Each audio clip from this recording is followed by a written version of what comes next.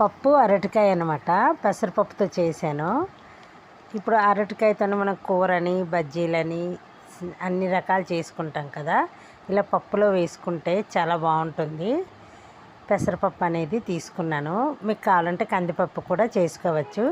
పెసరపప్పు అనేది శుభ్రంగా కడిగి కొంచెం వాటర్ వేసి సాల్టు, కొంచెం పసుపు,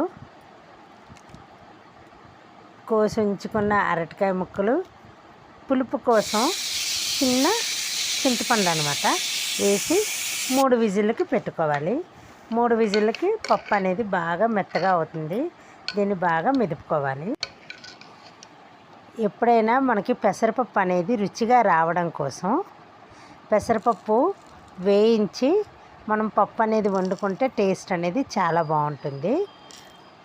కుక్కర్లో వేసి ఉడికించడం వల్ల అరటికాయ అనేది ముద్దవ్వదు. పోపు అనేది పెట్టుకుందాం. దీనికి ఉల్లిపాయ అనేది వేయము.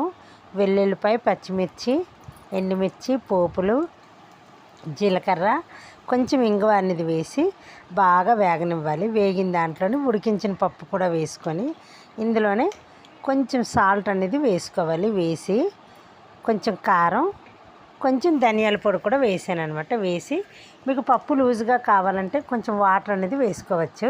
ఇవన్నీ వేసి బాగా దగ్గరగా ఉడికించాలన్నమాట.